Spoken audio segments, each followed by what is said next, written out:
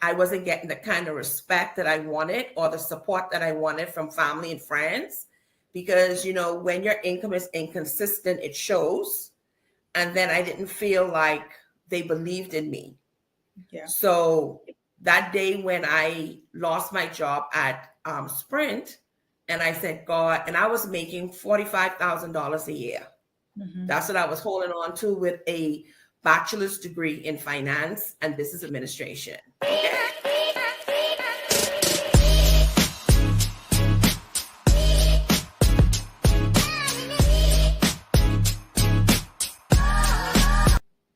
All right.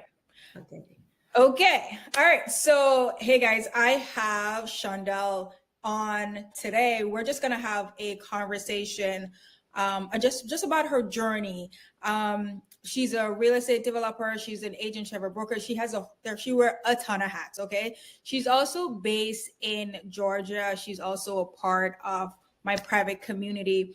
But the conversation that we're really going to have today is really like, she's also an immigrant, right? So she's from the Caribbean. We're going to talk about that, her transition to starting a business, to running a business right now. So before I even continue to yap, what's up, girlfriend? Hey, honey. Listen, she's so nervous, but I tell you, like she has a wealth of knowledge, and she's gonna drop some bombs. All right. Yes. Okay.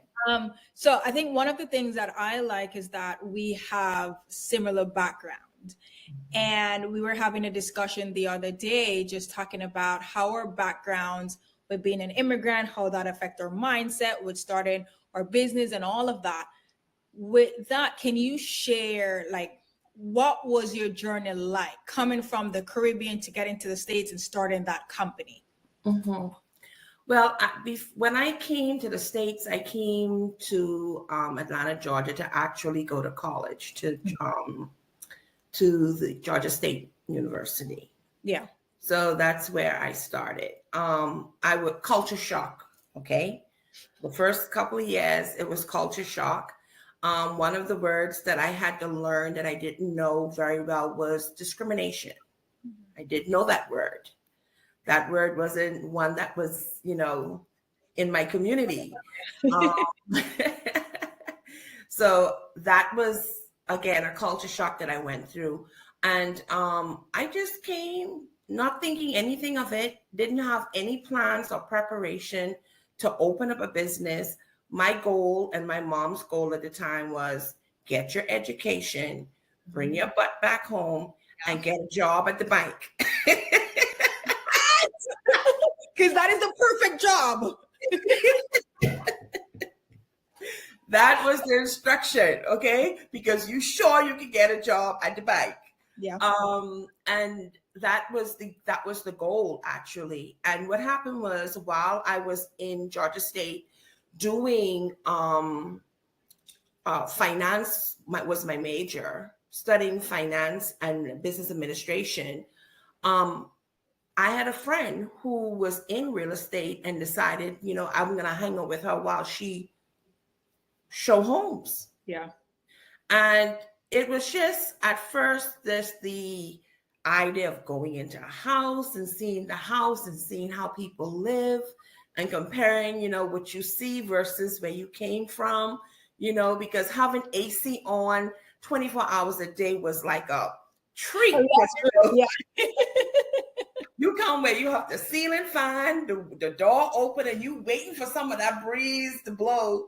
And then you come to this country and they burn an AC every day, So that was another, like, oh, I like this. Yeah. Oh, yeah. Yeah. And so through that process, I end up meeting my first husband here, who was my daughter's father. And after we had gotten married, we had decided to buy a home. Mm-hmm. And so after going through that process of buying a home, and, I liked when I was looking at the houses with my friend, I was like, she's like, girl, you could do this. After I've sold you this house, I'll teach you real estate. She had to make sure. She's like, I got to make that commission first.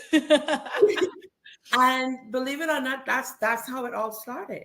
By the time I graduated from school, from university, got married, started shopping for my new house, had all these degrees, but real estate is what captured me. Yeah. And I still pursued, because as you come over here as an immigrant, depending on the university that you go to, they normally have what they call a 1 year where you can work and gain experience.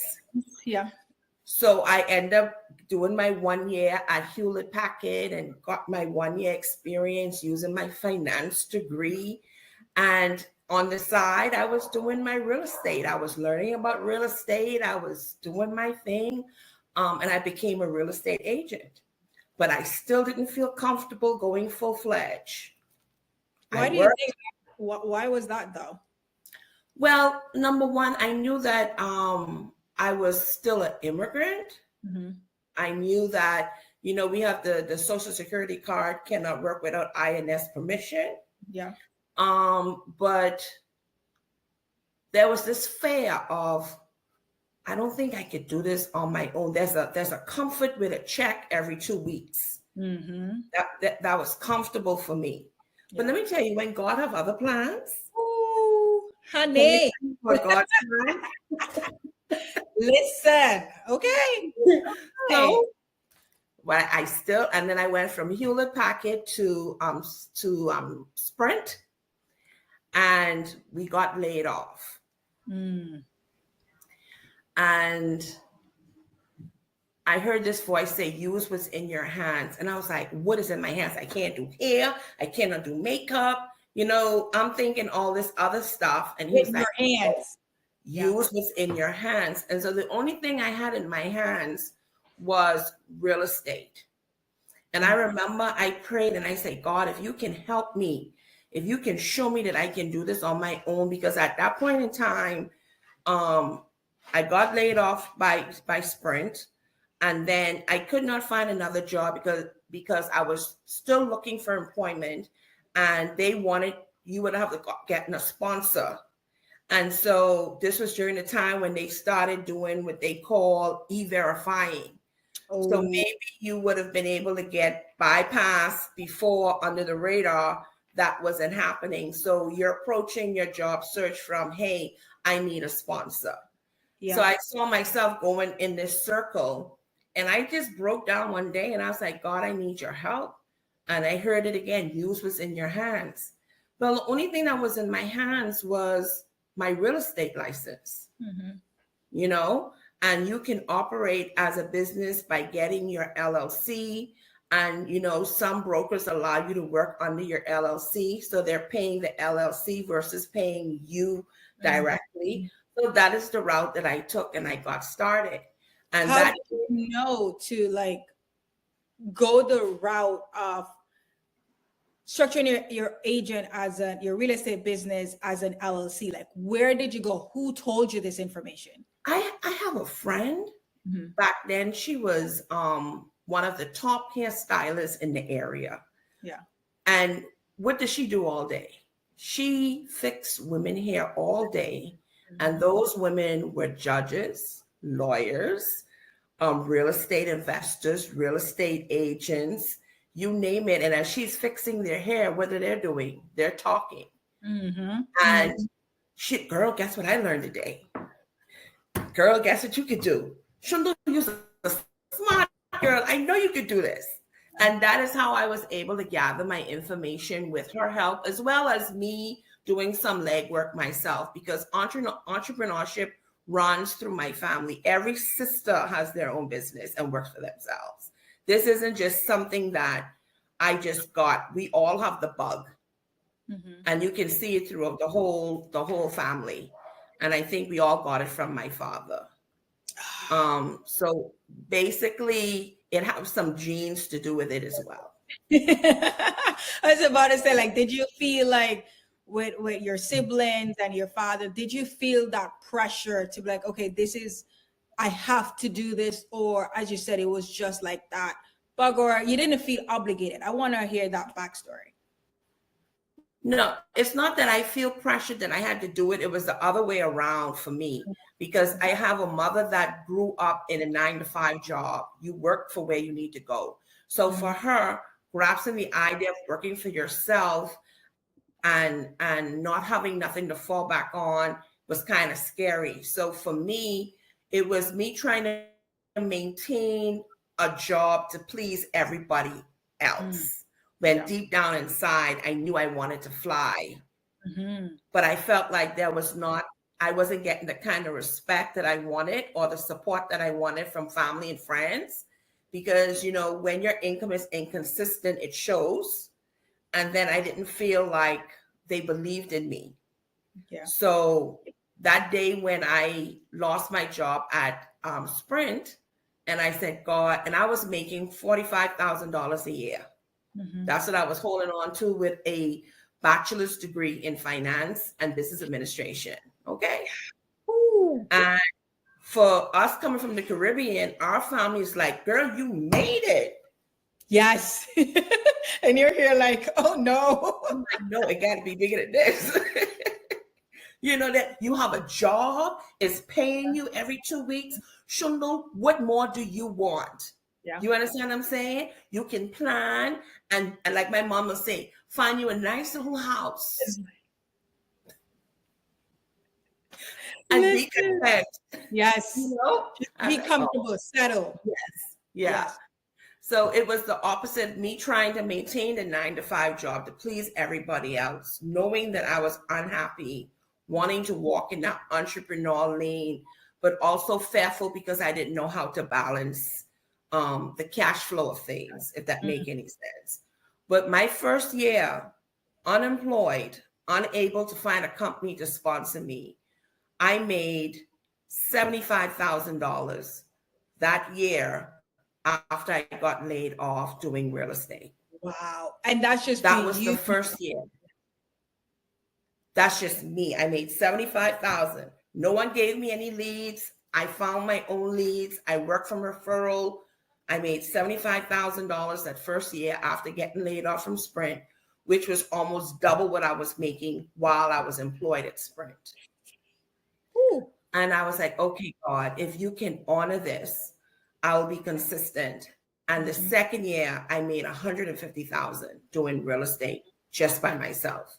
No assistant, no virtual assistant. They didn't exist back then. Just me, my folders, and a telephone. And that's how I started. The ground. Groundwork. That's exactly how. A lot of people, they don't want to do the groundwork, but you have to do the groundwork because it teaches you so much about yourself, like things that you thought you could not do. Like you push yourself to the limit. Like it's insane how important the groundwork is. With you now transitioning and realizing that, okay, I've made this amount of money in my second year. Like during that time, what were some of the challenges that you faced? Like I wanted to go and get my broker's license, but I was too scared to do so because I knew in actuality I didn't have INS permission to work. But I felt like it was, Do you say that's INS? the immigration? Yeah, that's what it says on the card. You need their permission to work. Oh yes. Oh, IRS. To work. Got it. Okay. And so I was like, okay. I was too afraid to get my broker license, even though I was doing so well. And I decided maybe I'm in a sweet spot, and maybe this is the best place for me to be until my legalities with my marriage and everything, got resolved. And then I can blossom and be seen or be able to be out there. But I did intentionally stay underneath the radar for comfort reasons. Okay. So I think that's one of the things, because I face that too. It's like you get over the hurdle of I want to do this, and you finally push yourself to do it.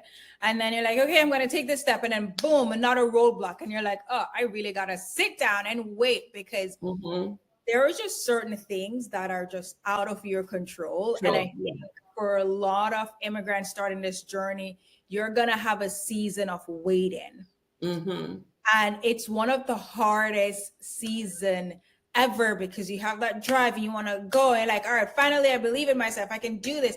but there's a season that you have to have patience. And I'll say it's the toughest part. Like, talk to me about that. Because I know what it felt like just waiting. And you're like, oh my God, I really just want to do this, but I can't have to sit and wait. That's tough. Yeah, it's tough. And then also too, as you're waiting, the very vision that God gave you, you're seeing the person next to you do it. And they're doing it so easy. And at least from your perspective, it seems as if it's easy. Yeah. And you're watching them prosper. And you're like, well, God, when is my turn? Yeah. You know, you have me here for a reason. I know I'm here for a reason. Why is it taking me so long? You know? So these were some of the emotions and feelings that I went through. But one thing I like about myself as a business person and as an individual, I will find a way. Ooh. I will find a way. Yeah. There's always a loophole. Ooh, all the time. What is the loophole and how can I work it and be operating upright? Yeah. And that's the avenue I would choose until I get where I need to be. And I love how you said that you will figure it out, because I had the same mindset. I was like, I am not the only person who's going through this. While I wait, because that's something I can't control, what can I do in the meantime to be ready? Some people think that I just need to sit and wait and then that's it. Like, no. Shonda's like, So what I did was I knew that I wanted to diversify my portfolio. I went and I was on full 10 years grind in real estate, just helping people buy and sell homes. I did nothing else but real estate.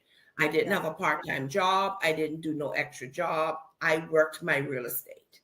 So at what point were you like, okay, the agent side is working? Like, what was that bug or that itch to make you transition into going to being on the investor side, the development side of things? I met a young lady from Brazil, Rosangela. We went to the same church. I remember going to Bible study, and when we went to Bible study, she was complaining about how she was not getting her property sold. We were just coming out of the crash when the real estate market had crashed. So, you know, and her style was very modern, and she, you know, her work started to introduce me to something else that I noticed that I liked.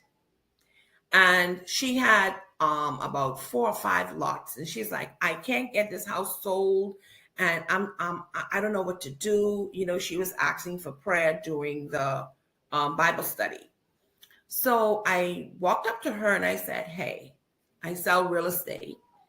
If you give me the house and I sell it, would you then allow me to sell the rest of your inventory? You know? And, you know, she is a negotiator. She's always trying to get you to go lower on your commission. I said, okay, I'll drop it. I'll drop it this one time for you just to show you what I can do, right? And I must say she gave me the opportunity. And the house that she had difficulty selling, which was a modern style home in a very good area, I got it sold in 35 days. Wow. When she had it on the market for like months, and the agents was telling her, nobody's going to like this house. Nobody's going to do this. Nobody's going to do that. And then she called me and she said, hey, I have these other lots. Let's just get rid of the lots. I said, no, I'll find you buyers. We're going to build on these lots. Send me the plans that we're going to build, and I'll take the marketing from there. And we were able, during a time when the construction market had crashed, it was just building back up, I was able to get all of her lots under contract without, just off of design, architectural plans. How? You know, people ask you, how do you do this, Shundal? Yeah, because I'm like, how? I don't want to sound crazy, but when I tell you I got to walk with God, because if I don't walk with him, nothing is happening for me. That's my silent partner. Okay. And I was able to sell those houses. And we started after the first house we sold was 450,000. The next house was 550. Then it went to 599. Then it just gradually we started increasing. And all I did for her was took those plans, marketed for her. She was the builder. Mm-hmm. Okay. And we would scrub the plan. She'll say, what do you think about this? What do you think about that? I'll be like, no, I think we need to do this. We need to do that. And that was it. That was my introduction to building and marketing houses without actually having a client to build houses. Ooh. And you had a finance background, not a marketing background. I had a finance background, but I had done 2 years in marketing in the Bahamas. The reason why I had stopped was because they didn't have the courses in the sequence that I needed to get out quickly. Yeah. So then I switched my major from marketing to finance. So that's where the marketing background also came from. Yes.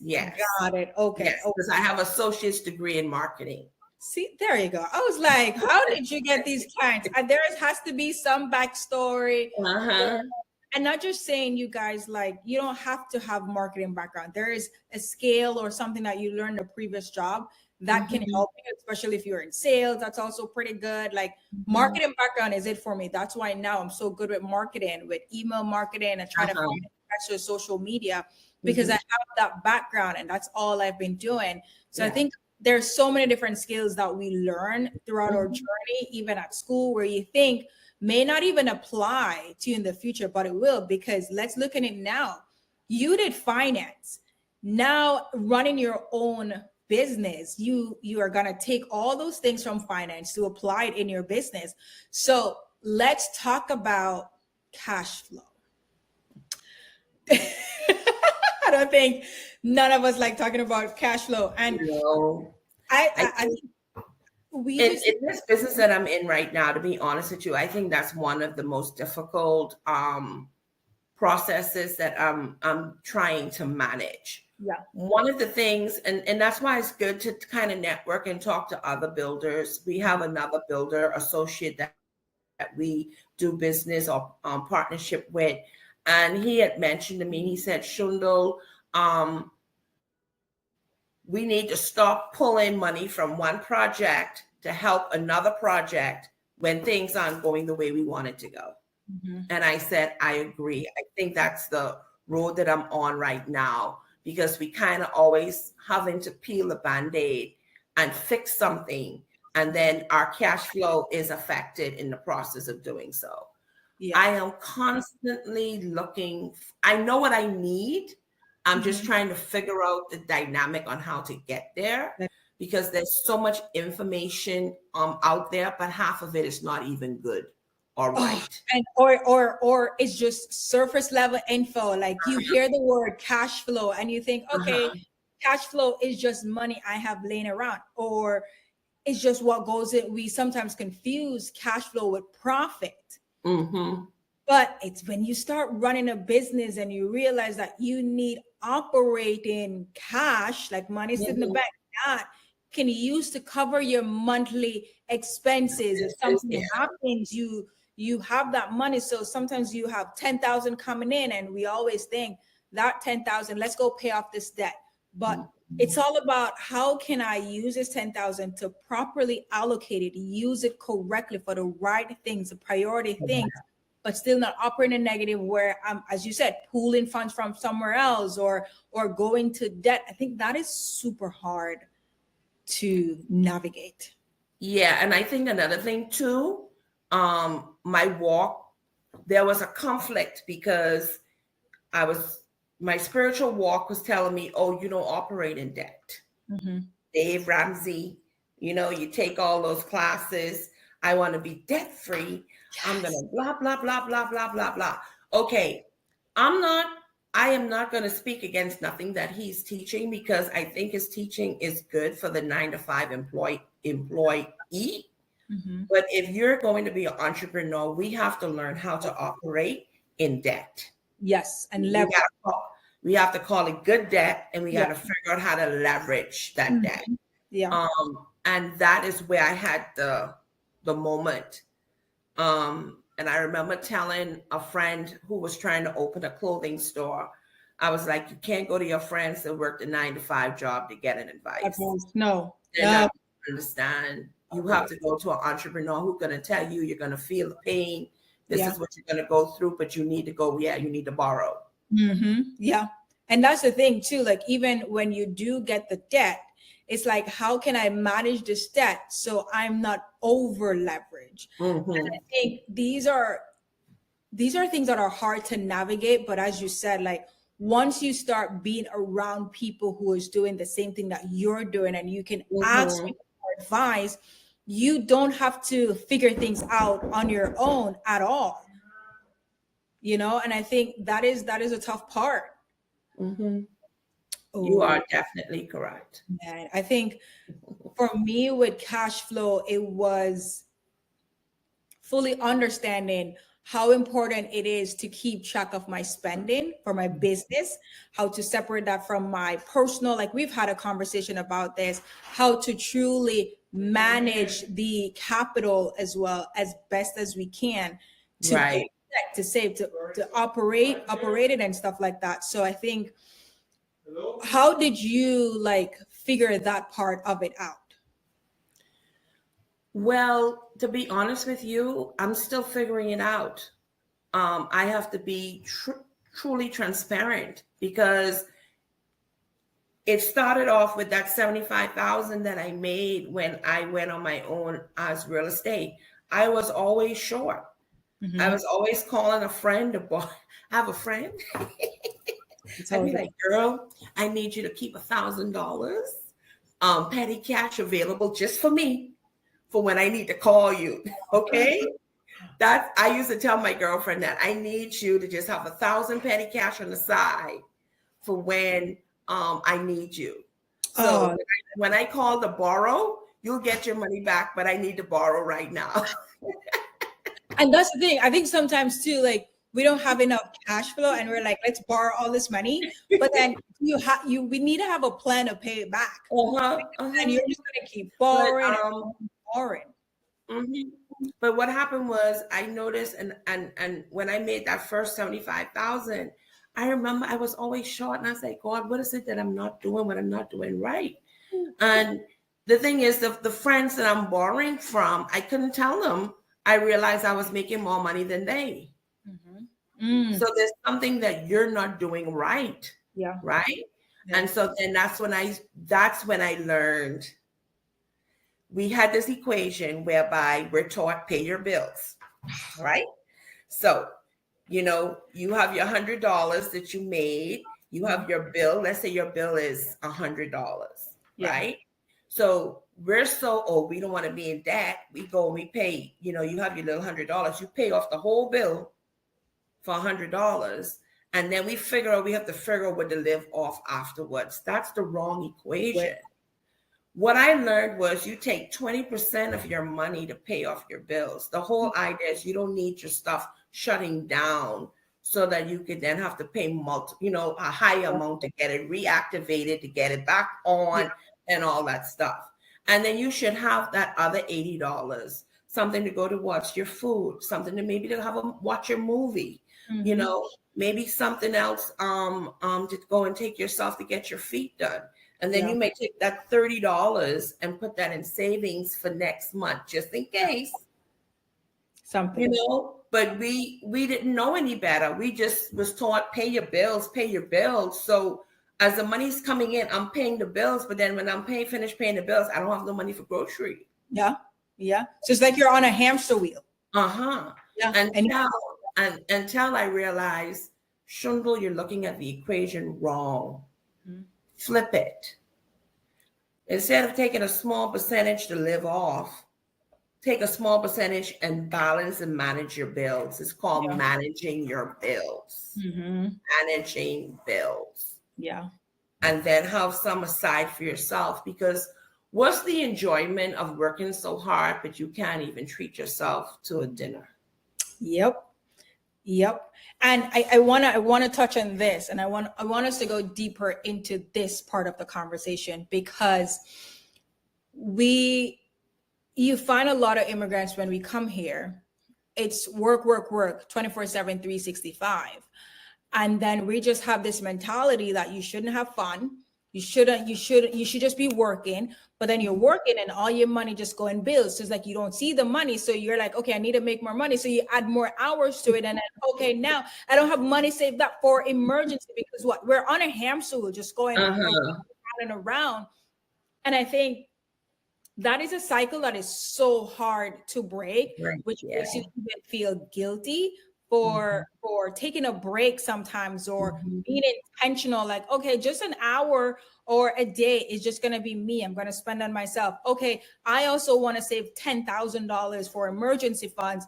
Instead of me putting all this money to pay my bills, how about, again, as you said, manage it, but in order for get to that 10,000, I'm going to take out $500 out of my pay. I don't care what it is, but 500 comes out to go into savings. Whatever is left, I'm going to manage that and move things around to cover the basic things to keep my lights on. And I think when you start doing that over time and you see money being saved up, you don't have this guilt. Right.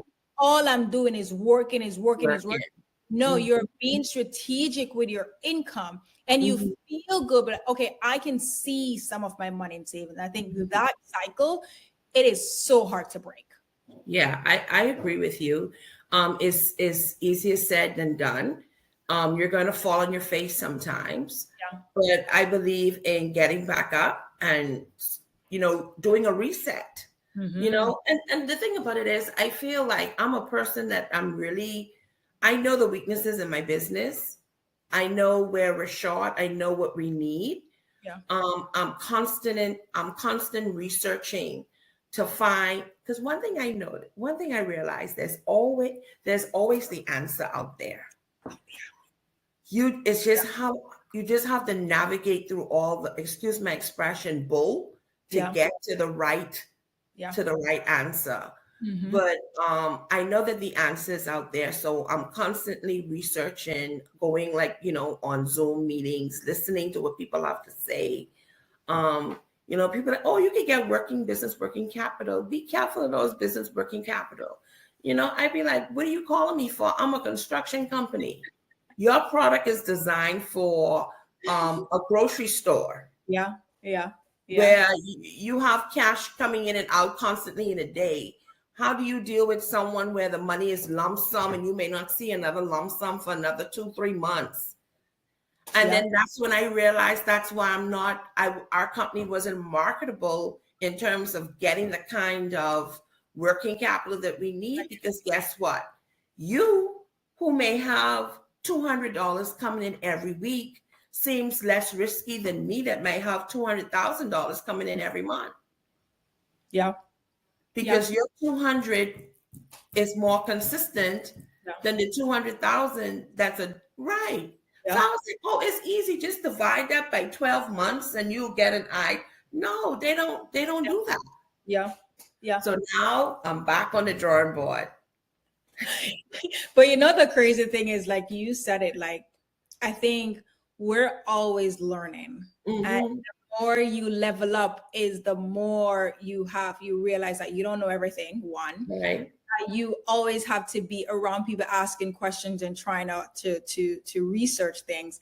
And also, like, I think on an individual level is that you have to sit back as a business owner and ask yourself, okay, what is going wrong in my business? What can I fix? What do I need help with? We have to be very honest with ourselves, very transparent with ourselves. And we also have to be aware of these things that are happening in our business so we can seek the help. Because if you're too cocky or you think I know everything, I got this all, figure it out, then you're going to be stuck and you won't grow. That's true. And you won't grow. So it's like we're always learning. We're always figuring things out and always going to hit roadblock. But I think that happens when you just keep leveling up. Yeah, because you have to understand the challenges that you face in your business is the way I feel God helps you to navigate to grow. Yeah. Because then I said to myself, okay, I need cash flow. I need something that's going to bring in consistent income. We're doing new construction. We may need to take on 2 or 3 rentals. Yeah. And hold it for a year. Mm-hmm. You know, and that's how all of a sudden, you know, I was like, oh, I'm an investor. Oh, you know, and it's like you're, you know, I'm diversifying my portfolio. Yeah. You know, that's the thing. Yeah. That is that and then, you know, I have this little friend. I know that I have this little friend over here, you know, she's telling me to buy stocks and, you know, and just going through all these little stuff, I was able to just kind of learn. And so I know where we're falling short. I know what we need. And so now, like you say, is that growth spurt where we're at now. We have outgrown the small little 1 house, 2 house that we're building. We have a larger inventory of houses that we're building. Now understanding that I learned from you. Now understanding not every investor is a good investor. Which is perfect, because this now goes into my next question. Is that you're growing, you're doing so many different projects, and we talk about leveraging debt. And how do you leverage debt? Because like one of the things is that when you have multiple projects going on, you need that operating capital.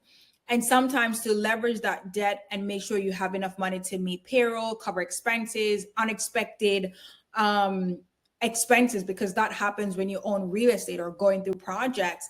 We tend to leverage private money, and private money is an individual who has the capital and they're willing to loan you for a certain amount of time, similar to a bank, except the bank is more institutional. When you take on this private money, how are you, first of all, before not how, but how did you gain the confidence to know that, you know what, I can do this. I can borrow someone else's money. I feel responsible to borrow someone else's money. It started like before I met you and before I learned what I learned in your group. I originally had raised on my own about $1 million. Okay. Just working on some of the projects that we had. Now, what happened is during that time, we had no fault of mine, but how do you navigate or inform investors when the county is moving at their own pace? Yeah. When you say, well, this process normally takes 3 to 6 months, give or take, but then, you know, the county wants this, the county wants that, or they just have a delay in their movement. That is where I fell short. I didn't know how to navigate communication with those investors. That's an area of our business that we have to find someone who can just be the person that updates the investor, because I'm in the field all day, making sure that the houses are being built properly, making sure these contractors are showing up on the job and that they're not stealing from me. You know what I mean? And all these other stuff. It's not that I don't think they're not important, but by the time you get home at 6 or 7, mentally I'm drained and I'm trying to now sit behind a computer to do paperwork.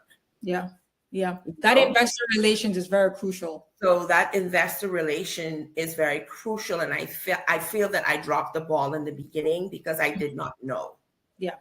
So now we're looking for someone who can just talk to my investors, who can update my investors, who can be a part of the process, be out in the field with me, seeing what's going on so you can articulate the correct information to the investors.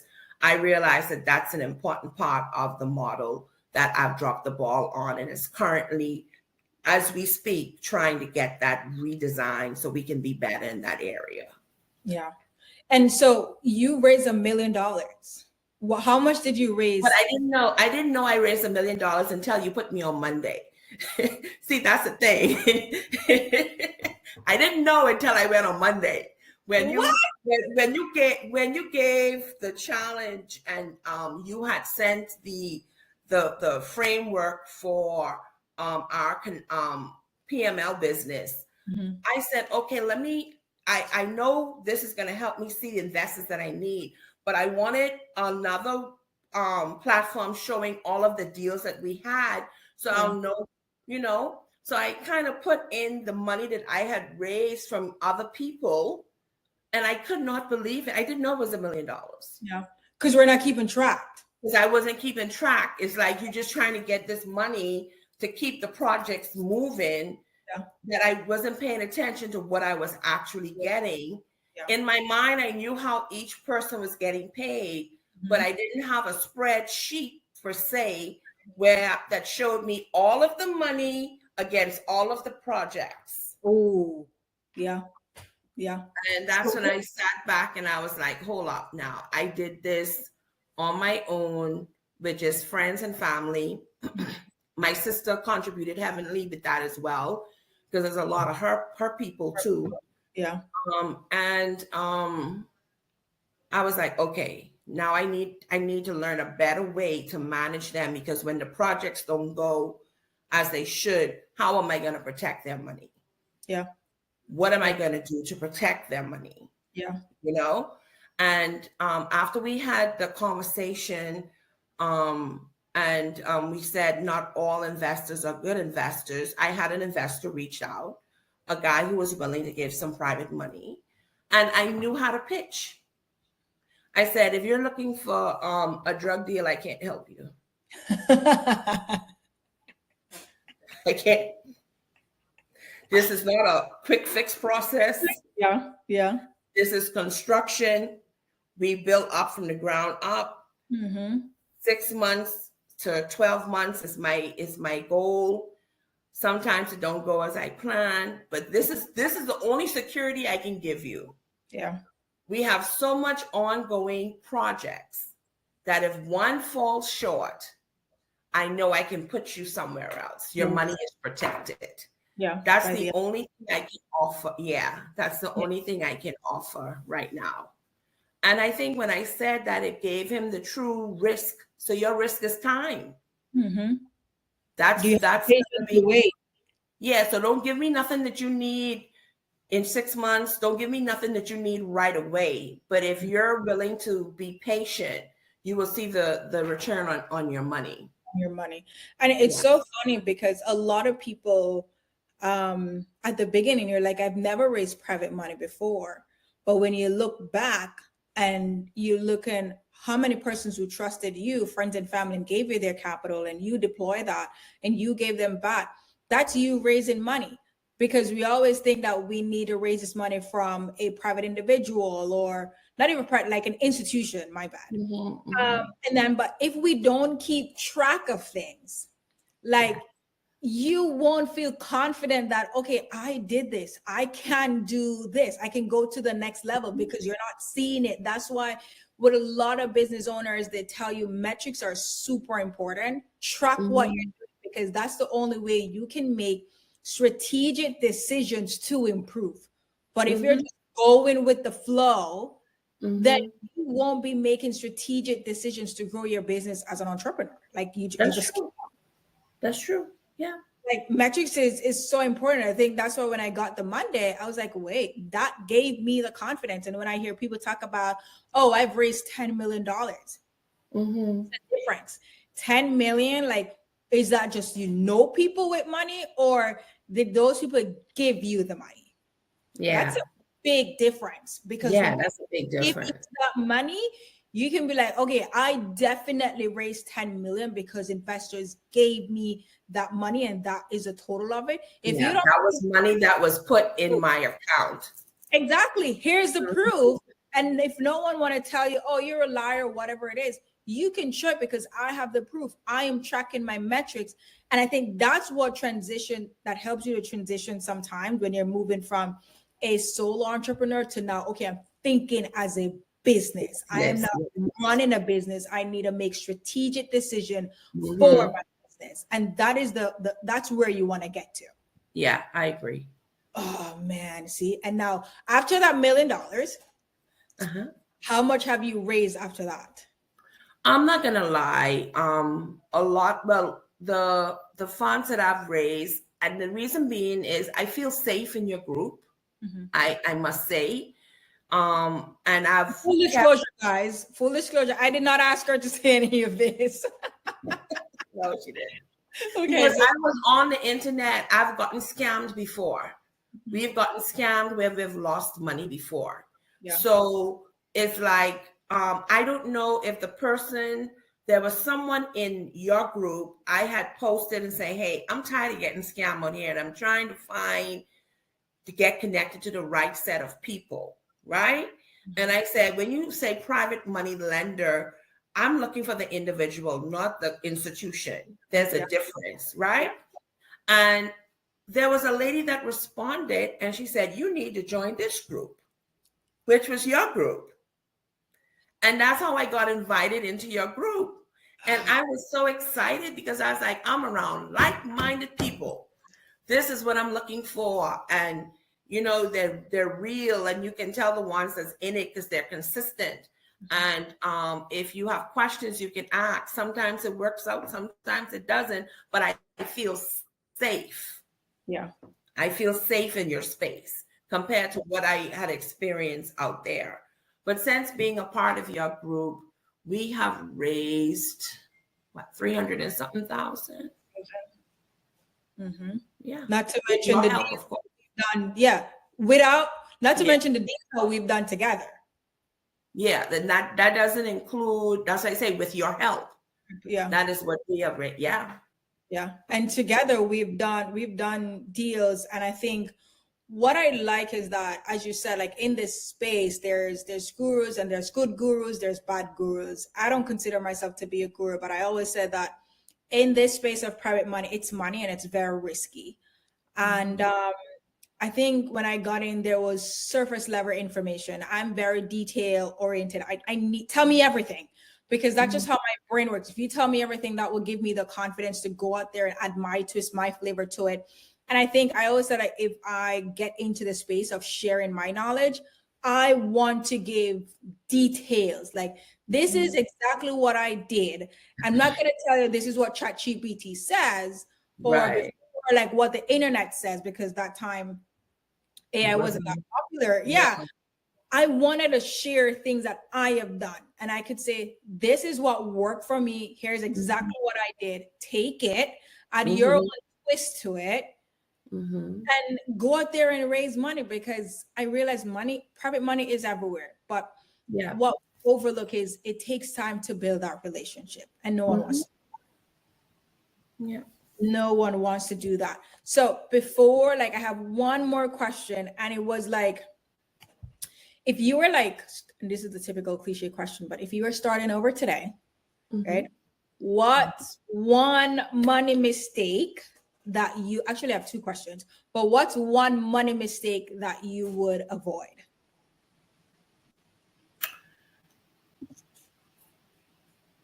For me, and what I'm learning right now is being very selective with the investors' money that I take on. I need people who understand construction, who understands real estate and the market, who trusts it even when there's all the noise in the marketplace. Okay. That I think is one of the things that's important that I've made errors in. More excited about getting the money rather than actually looking at the investor themselves and realize that they're not the right choice or fit. It's almost like you're on the grind so much that when you get a yes, you're so happy for the yes that you forget to take inventory on who's saying yes. But I have to acknowledge you in the lessons that you're teaching us in the group, because that was something that you said, not all investors are a good fit. And once you learn your product and you learn your processes, it's okay for you to say, thanks, but we're not a good fit. Facts. Yeah. And I'm at the point where I'm okay with saying we're not a good fit. Yeah. Even if Yeah, and correcting those previous wrongs and putting things in place to make sure they get what they need, and then I could move on, stuff like that. Okay. And then my last question, I promise it's my last question. If you could leave one advice to like any immigrant that is building a business here in the US, what would you say? Don't be afraid. Oh man. She's like, don't be afraid. because it's sad. We walk with a little bit of fear. What I mean? Is a little bit of fear that we walk with because we don't want no one to know that we're an immigrant. Yeah. We kind of keep that. Because I remember when I saw one of your thinking, he was like, "Oh, I'm an immigrant." I said, "Look at this fool telling these people she's an immigrant." I'm like, you're supposed to keep quiet.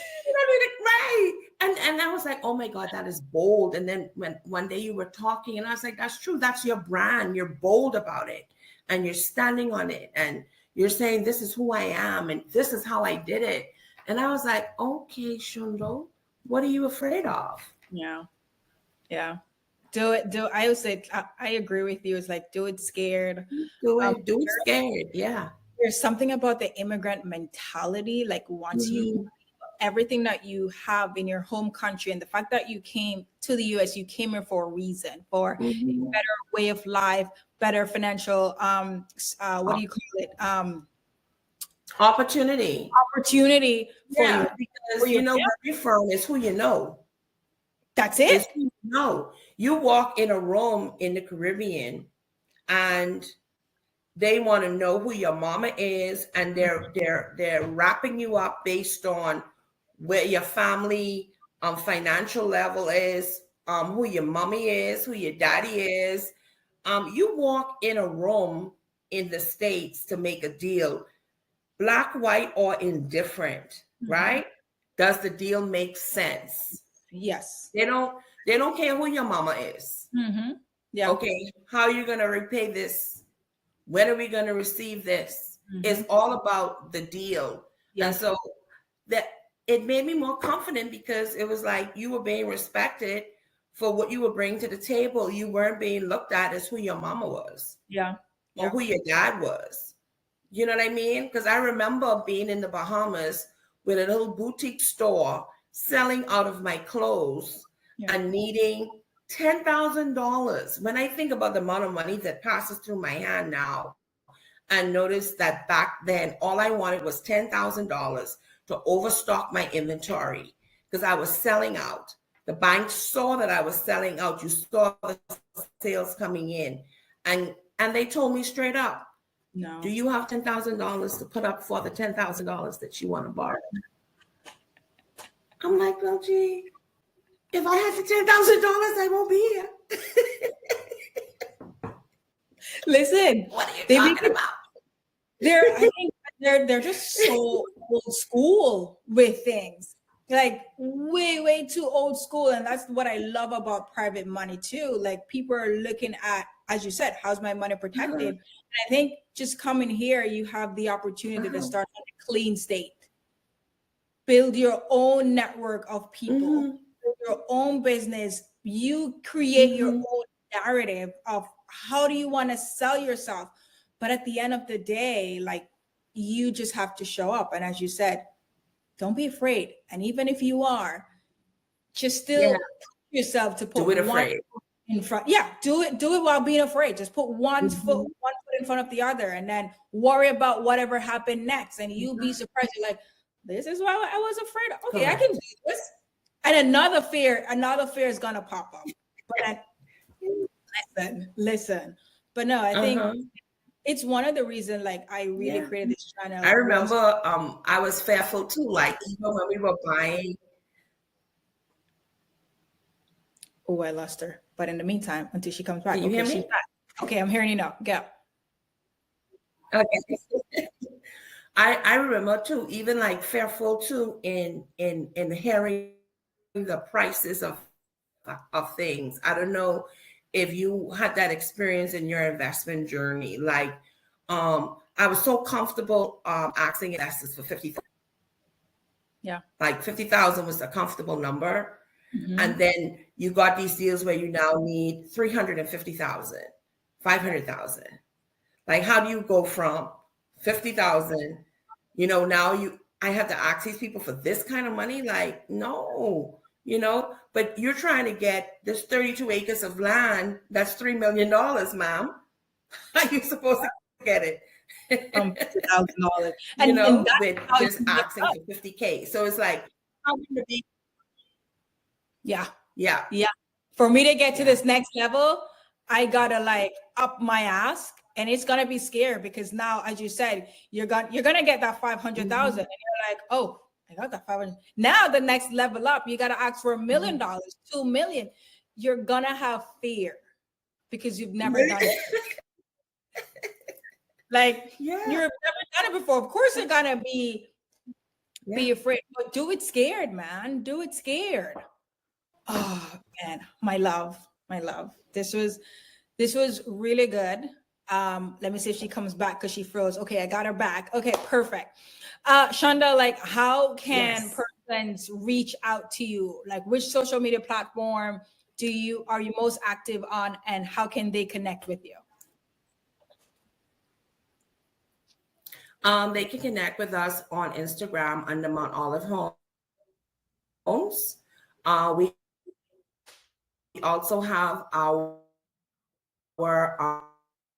YouTube channel, Cozy Spaces, and I will be in Kalisha?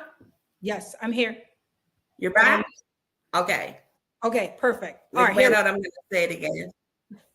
No, go. So you can find us. No, go ahead. Okay. You can find us on Instagram at Mount Olive Homes. And also we'll be starting our new YouTube channel. Right now it's under Shundal Rogers, but on that channel, we'll be able to talk about real estate. We'll be talking about PMLs, maybe how to join School with Kalisha, whatever it is, real estate, we'll be talking about it on that channel. And I'll also, guys, in the description, you will see her link to her socials as well. So you can always reach out to her. She's based in Georgia. She does development. So if you guys are looking to invest with her, I'm not soliciting for you guys, but if you want to connect with her and ask about her projects, feel free to do so. Also, let me know what you guys think about this video. Okay, don't forget to like this video. Also comment if you guys have questions, follow-up questions from this conversation, drop them in the comments, and then that way we can give you guys clarity or answer all those questions for you guys. But until next time, thank you guys. Until next time. Thank you so much.